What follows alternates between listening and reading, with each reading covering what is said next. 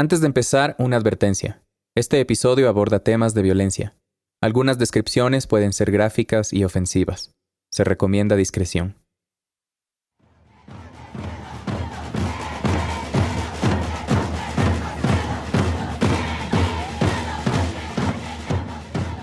Feminismo. Una palabra que escuchamos cada vez más en los medios de comunicación, en nuestras conversaciones, en publicaciones de redes sociales. Hasta la vemos impresa en camisetas, stickers, pins y en todo tipo de producto. Pero, ¿qué quiere decir esta palabra? ¿Qué es el feminismo? Hoy en día hay muchísima desinformación sobre qué es el feminismo y sobre lo que buscan las personas feministas. El movimiento feminista no está interesado en ayudar a las mujeres, está interesado en obtener logro, fama, dinero. ¿Por qué yo critico el feminismo? Porque pienso que no están haciendo ningún bien a la mujer. Lo que pasa es que está tan cucú que quiere parecerse al hombre y así se siente más feliz y así se realiza más. ¿No habrá llegado el tiempo en dejar de llamar a estas mujeres como feministas y empezar a considerarlas como hembristas, que es lo que en verdad son? En realidad, el feminismo no es nada de lo que acabamos de escuchar. Sea por una cuestión de terminología o falta de interés, estas maneras de referirse al feminismo son la razón por la que muchas personas lo rechazan. Y más que nada no se dan el tiempo de leer o preguntar qué realmente es el feminismo, qué es lo que busca y por qué es importante para todos. De hecho, el mundo en el que vivimos ha mejorado en muchísimos aspectos gracias a esta lucha. Solo por mencionar algunos ejemplos, el derecho de las mujeres a votar, su acceso a la educación, a ocupar cargos públicos o a que ella decida si quiere o no quedarse en casa con sus hijas. En este tiempo, en la gran mayoría de países, se nos haría imposible pensar que las mujeres no puedan acceder a estos derechos, ¿verdad? Todavía queda mucho por hacer para llegar a un mundo más equitativo para todos. Y no es algo que solo le compete a las mujeres, sino también a las personas de sexualidad diversa y también a los hombres. Porque si algo está claro es que el feminismo no es un tema solo de mujeres.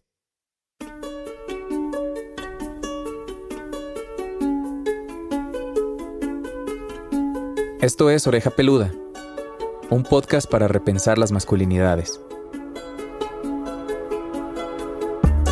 En el episodio de hoy vamos a hablar de qué es el feminismo y cómo se relaciona con los hombres y nuestra masculinidad. Yo soy Daniel Pérez. Para el episodio de hoy, conversé con Diana Almeida. Hola Diana, ¿cómo estás? Hola Daniel, ¿cómo te va? Bien, gracias por acompañarnos. Diana es de Quito, Ecuador. Es periodista militante y trabaja la aplicación de la teoría feminista en los estudios sobre masculinidades, movimientos sociales y explotación animal.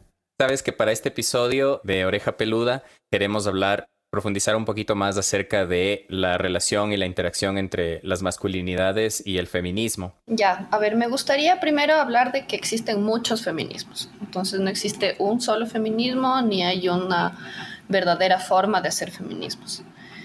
Esta es una perspectiva que se trabaja sobre todo desde los feminismos de la diferencia. Creo que es importante comprender esto, porque existen muchas realidades distintas y por lo tanto distintas luchas que responden a esas realidades. Diana me explicó, por ejemplo, que hay feminismos que se enfocan específicamente en la lucha de las mujeres de algún grupo en particular, como mujeres lesbianas o mujeres víctimas y sobrevivientes de abuso sexual.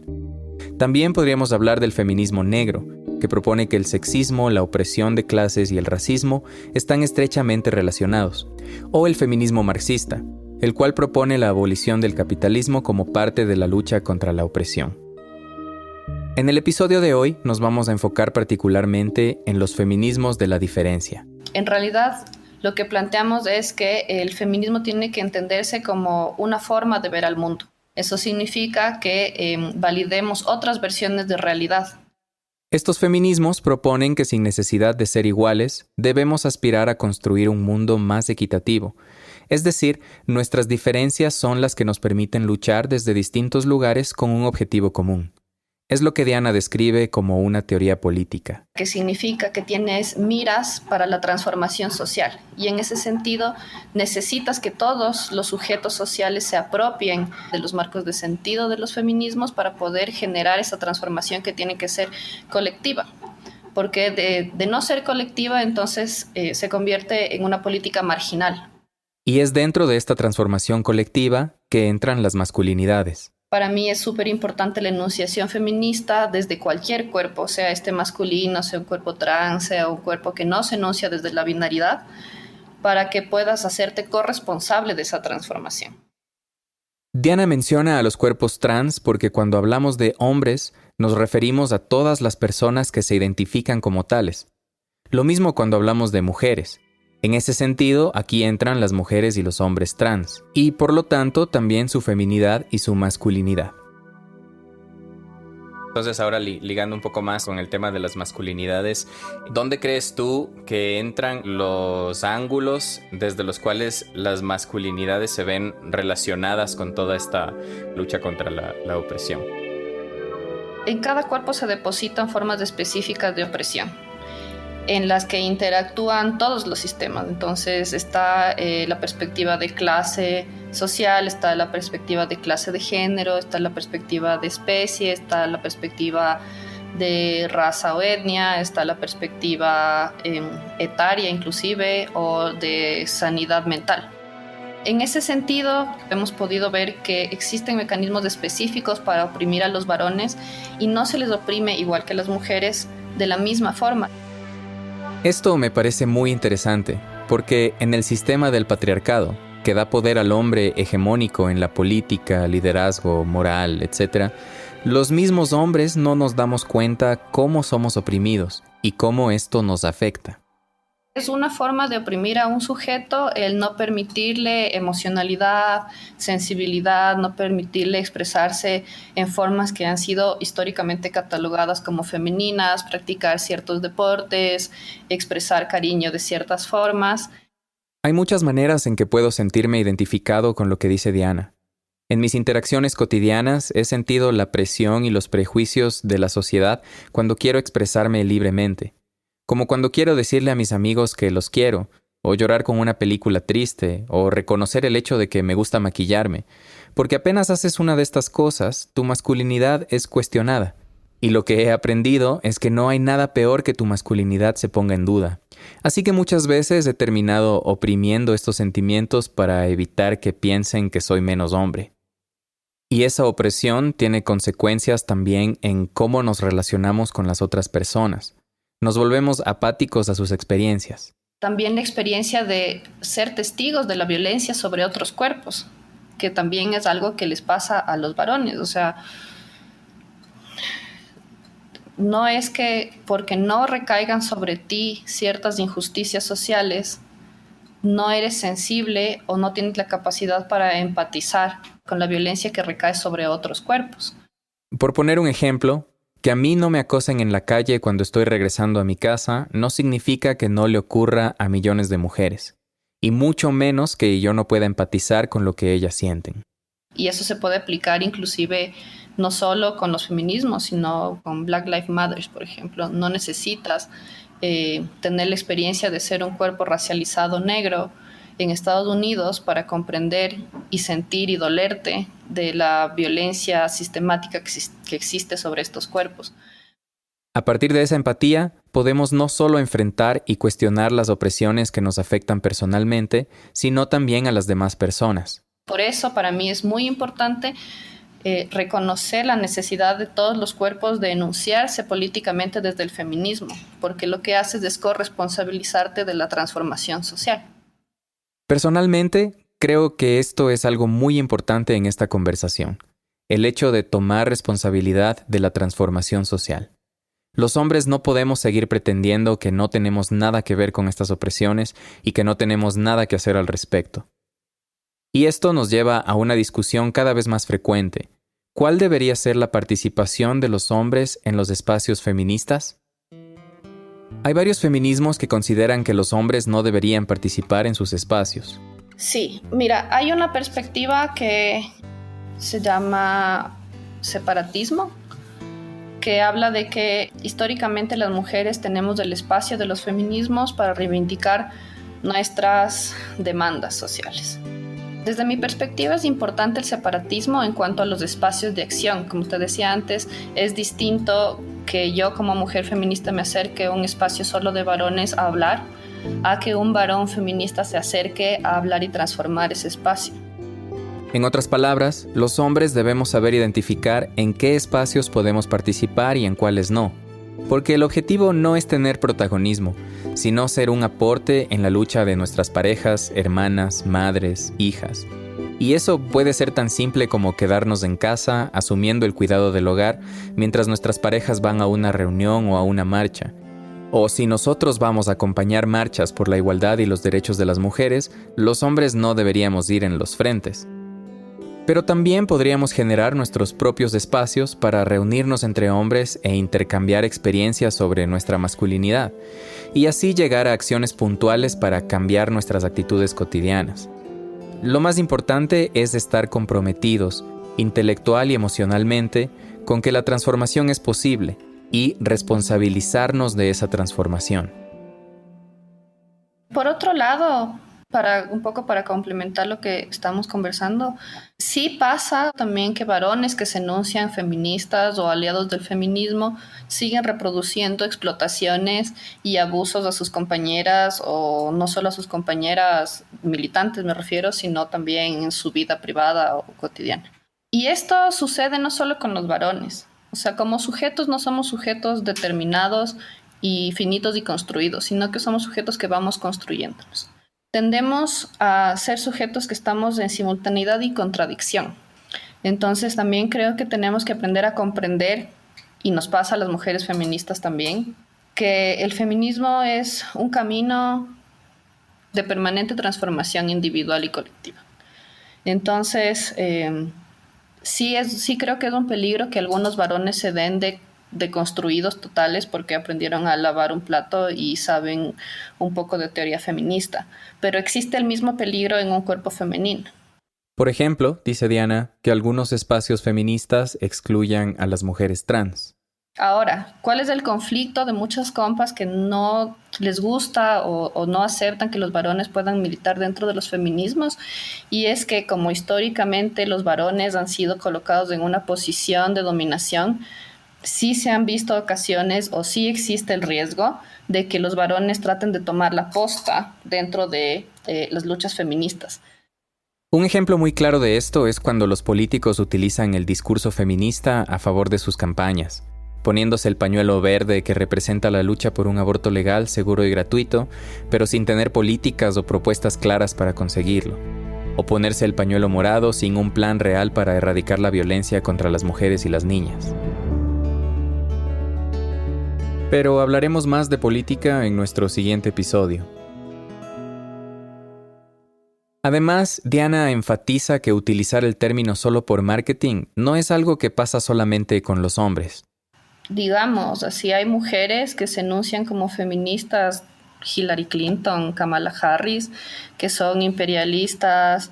Kamala Harris acaba de bombardear Siria a un mes y piquito de posesionarse. Tenemos a María Paula Romo, que también se enuncia como feminista en todo su derecho de ser un cuerpo femenino y enunciarse desde el movimiento, y aún así no representa la transformación social. Quiero aclarar rápidamente quiénes son estas mujeres de las que habla Diana. Hillary Clinton fue candidata a la presidencia de Estados Unidos en 2016 contra Donald Trump. Kamala Harris es la recién electa vicepresidenta de Estados Unidos, la primera mujer en ocupar este cargo. Y María Paula Romo es la ex ministra de Gobierno del Ecuador, que estuvo a cargo durante las protestas del movimiento indígena en octubre del 2019 y fue fuertemente criticada por el uso excesivo de la fuerza y la represión policial. Pero lo importante, y por qué quiero recalcar esto una y otra vez, es la enunciación política. Porque cuando tú te enuncias políticamente, lo que haces es localizarte. Entonces empiezas a identificar cómo cada sistema de opresión recae sobre mi cuerpo, qué mundo posible quiero llegar y cómo voy a hacer para llegar a ese mundo posible, cómo voy a inmiscuirme en las luchas para poder llegar a ese mundo posible. Entonces, más allá de las contradicciones en las que todas y todos los militantes podamos caer, es súper importante la enunciación política del feminismo. En otras palabras, más que llamarnos feministas, tenemos que demostrarlo con acciones hacia esa transformación social para la equidad y la igualdad de todos. Entonces creo que ahí radica la importancia de incluir no solo a los varones, sino a las mujeres trans, a todo el mundo dentro de los feminismos como perspectiva política transformadora. Le pregunté a Diana si podía darme algún ejemplo de espacios que conozca en los que haya visto esta enunciación feminista desde las masculinidades. Me contó que hace 1 o 2 años compartió en uno de los encuentros de varones antipatriarcales en Chile, y que para ella lo más gratificante fue ver que ellos todo el tiempo estaban recordándose a sí mismos que el trabajo de transformación no está terminado. Por ejemplo, hubo una asamblea en la que se llamó la atención a los compas cis que no estaban siendo inclusivos con los compañeros trans y con las necesidades de esos cuerpos trans. Entonces, por ejemplo, comprender que un cuerpo trans es menstruante y un cuerpo trans también puede gestar, o también las divisiones de las tareas, ¿no?, que inconscientemente a veces suceden. En ese encuentro, las personas convivían por varios días, y algo que pasaba, cuenta Diana, es que los varones trans eran los que se encargaban de las labores de cuidado. Por ejemplo, de mantener el lugar limpio, de que la comida se reparta de tal forma en la que alcance para todo el mundo. Entonces, estarse permanentemente llamando la atención con respecto a las dinámicas que reproducimos inconscientemente es una de las cosas que más he visto que se reproducen dentro de estos espacios. Espacios como el que menciona Diana han ido consolidándose en distintos países de nuestra región en estos últimos años. Está el Laboratorio Social de Género y Masculinidades en Ecuador, el colectivo Hombres y Masculinidades en Colombia, el Instituto de Masculinidades y Cambio Social en Argentina, y así en muchos lugares más. Uno de estos espacios es la Escuela de Masculinidades en El Salvador. Y para profundizar un poco más en el tema de hoy, conversé con su director. Pues yo soy Manuel Tovar, vivo en El Salvador, soy de El Salvador, me dedico al diseño de procesos formativos y pues en ese proceso formativo es que también trabajo el tema de las masculinidades. Además de ser director de la Escuela de Masculinidades, Manuel Tovar es parte del colectivo Hombres por la Equidad. Su escuela fue fundada en 2018 y en 2020, en medio de la pandemia, se convirtió en la Escuela Internacional de Masculinidades.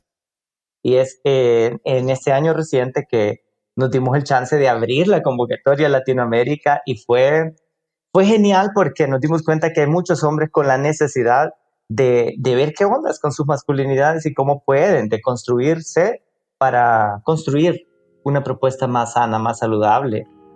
Ya 3 años de avanzar, 3 años de aprender, porque al final, mira, acompañar a otros hombres es acompañarse uno mismo también. Y para aterrizar todo esto que hemos venido hablando sobre la postura política del feminismo, le pregunté a Manuel cuál ha sido su camino, cuáles han sido sus desafíos y sus apreciaciones.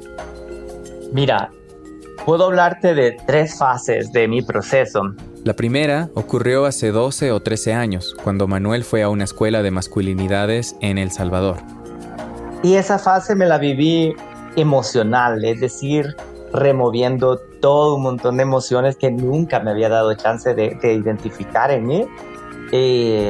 Sufrir esta comprensión de un sistema patriarcal que vos decís, qué truco más horrendo el que los hombres hemos asumido para validarnos social, económica, políticamente, y todo lo que eso le implica a las familias, a las comunidades, a un país, a una región. No fue un proceso sencillo para él. Fue difícil, además de eso salir de un proceso de mucha concientización, pero encontrarme que mis amigos machistas, mi familia machista, todo un entorno que les hablasen en chino, ¿verdad? En mandarín, y vos sentís que algo no va a pasar, pero es una lucha constante. Los años después de vivir este proceso, Manuel recuerda que fueron llenos de incógnitas y desafíos. Se llenó de preguntas como ¿y qué va a pasar? ¿Cuál va a ser tu aporte? ¿Vas a quedarte en shock o vas a avanzar? ¿Vas a acompañar a otros hombres o solo te vas a acompañar a ti mismo? Ya no puedes ver películas sin poder colocar el análisis de género. Ya no puedes ir en el autobús sin escuchar una música y decir qué fuerte el contenido, violento. vallas publicitarias, los medios de comunicación que refuerzan constantemente. Entonces, te quedas muy vulnerable ante un cambio interno que cuando lo llevas hacia el externo es complejo. Es como si se hiciera un cambio de chip. El chip con el que crecimos desde que somos pequeños de cómo debemos actuar y ser por el género que se nos asignó. Y es que hay algo que es verdad. Una vez que empiezas a ver las violencias y las desigualdades en las que vivimos, nada es igual. Eso dio paso a la segunda fase de su proceso. Tiene que ver con mi rol, desde mi rol como hombre en una sociedad machista como la salvadoreña y otras cercanas. Y ya fue organizarme con otros compañeros, tocar puertas con otros compañeros y decir, hey, entiendo que yo seguiré deconstruyéndome toda la vida, pero necesito asegurar que voy a sumar también junto a otros hombres. Y esto de sumar junto a otros hombres en práctica no es tan sencillo. ¿Cuántos de tus amigos crees que estarían dispuestos a reunirse para hablar de cómo los hombres podemos aportar a un mundo más justo? Pero eso es precisamente a lo que deberíamos apuntar. Y así llegamos a la última fase del proceso que siguió Manuel. Creo que seguimos siendo muy discursivos. Y seguro que la gente que escucha a un hombre en proceso de masculinidad dice es puro discurso. Y es cierto, es puro discurso si no va acompañado con acciones reales, con acciones que vayan encaminando a decir, ok, ¿qué hago yo como hombre en casa con los roles reproductivos que históricamente siempre los han tenido las mujeres? ¿Qué hago yo para mi comunidad? ¿Cómo me convierto en un sujeto que es diferente al resto de sujetos que ejercen violencia? ¿Qué rol tienes tú en un escenario tan machista? Es decir, cómo convertimos nuestros discursos y cuestionamientos en acciones puntuales trabajando con otros hombres. Pero me interesaba también saber qué piensa Manuel sobre esos espacios del feminismo donde puede no corresponder la participación de los hombres. Yo creo que es bien difícil la generalización. Por ejemplo, esta famosa frase que se escucha mucho en los procesos de masculinidades que dicen las feministas radicales, es que el feminismo radical. Y cuando te sumerges en la comprensión de los feminismos radicales, vos decís, tiene una perfecta razón de ser, ¿verdad? Y de existir. Porque, dice Manuel, las heridas y el sufrimiento que ha causado este sistema y nuestro machismo han cobrado facturas muy costosas a nuestra sociedad, especialmente a las mujeres, niñas y personas de la diversidad. Así que el feminismo va creando espacios que responden a estas luchas específicas, que parten de violencias muy dolorosas y que necesitan concentrarse en esas luchas, sin que alguien externo quiera entrar a ocupar sus espacios. Es complejo. Yo creo que ahí sí que tenemos que individualizar los casos. Conozco mujeres que responden a organizaciones de feminismos que de repente sí, es como casi imposible un diálogo en materia de masculinidades. Y tienen un punto, ¿verdad? De repente sí hay otras colegas en la misma organización que están invitándonos a un diálogo, a una reunión, a un consenso, a construir un proceso colectivo. Además, complementando lo que decía Diana sobre la enunciación política feminista desde todos los cuerpos, Manuel dice que los hombres deberíamos, más que luchar por sumarnos a la lucha de las mujeres, de repente hay luchas que van desde nuestra propia razón de género o desde nuestra propia construcción social como hombres y que hay que respetar también el avance, la lucha o su propia visión. Lo importante es que nos demos el chance de hacer pausas y replantearnos el horizonte al que nosotros como hombres tenemos que avanzar en una masculinidad alternativa o consciente. Y pues si tenemos la oportunidad de construir procesos en conjunto, genial, suma. Y cuando estas oportunidades se presentan, se pueden generar alianzas muy enriquecedoras desde el acompañamiento. Por ejemplo, te cuento una experiencia así rápida. En un proyecto con una organización de mujeres en El Salvador, ellas llevaban el proceso con las mujeres en temas de liderazgo y participación de las mujeres para una incidencia en materia de derechos, y nosotros llevábamos el trabajo paralelo con los compañeros de vida, con sus familiares, con sus compañeros de trabajo de estas mujeres, con los hombres, la parte más de sensibilización. Trabajaban con ellos haciendo talleres acerca de la construcción social de género, paternidades responsables y sexualidad positiva. Así se buscaba apoyar un proceso de capacitación a favor de los derechos de las mujeres. Este es un ejemplo de generar espacios adecuados desde los cuales podamos trabajar conjuntamente.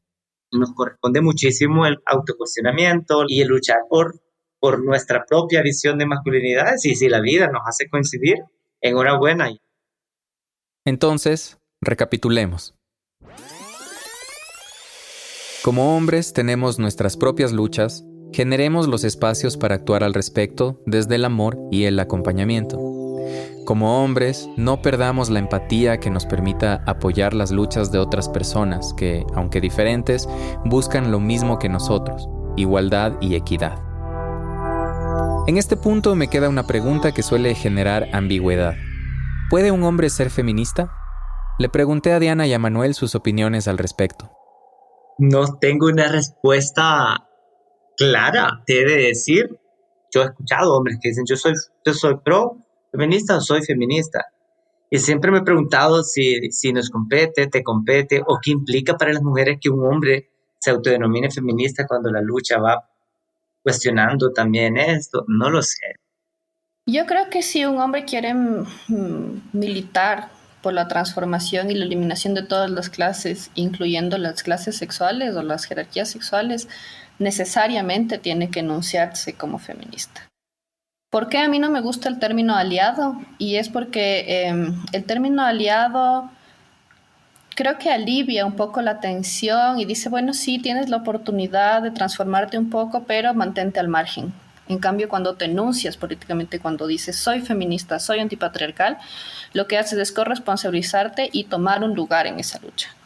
Creo que el mayor apoyo que yo puedo hacer o el mayor aporte que yo considero que puede sumar hacia los movimientos feministas es que yo mismo me trabaje mi masculinidad, y ya con eso creo que aporto, porque no me convierto en un riesgo, ni en un reto, ni en un sistema de poder, ¿verdad? Bueno, Manuel, muchas gracias. No, gracias a ti, Dani, y gracias al espacio también, a todas las personas que escuchan esta conversación. Muchísimas gracias, Diana. A ti, muchísimas gracias. Espero que haya logrado aportar para la oreja peluda. Más allá de nombrarse feminista o no, podemos formar parte de una transformación social profunda desde la empatía, desde el acompañamiento y desde reclamar la igualdad de nuestros derechos, con nuestras propias acciones, por más pequeñas que parezcan, como dejar de hacer comentarios acerca del cuerpo de otras personas. Por eso es importante que sepamos escuchar la teoría feminista y aprender mejor de estos conceptos, para generar un pensamiento crítico sobre nuestro rol en esta lucha. Si no aceptamos que somos parte del problema, nunca podremos ser parte de la solución. Es innegable que la sociedad en la que vivimos está llena de desigualdades y los hombres debemos tomar responsabilidad de nuestras acciones. Convertirnos en traidores del patriarcado, de este sistema que nos oprime a todos en diferentes maneras.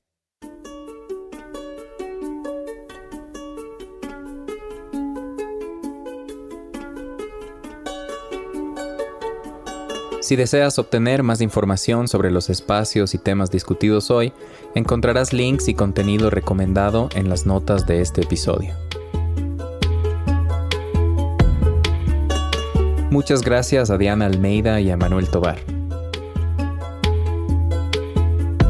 En Oreja Peluda somos Matilde Burbano, Adrián Ceballos, María José Mesías, Talía Novoa Lamar y yo, Daniel Pérez. Este podcast es producido en colaboración con FES Ildis Ecuador, Fesminismos y FES Comunicación, y presentado gracias al apoyo de Next Gen Men. Gracias por escuchar.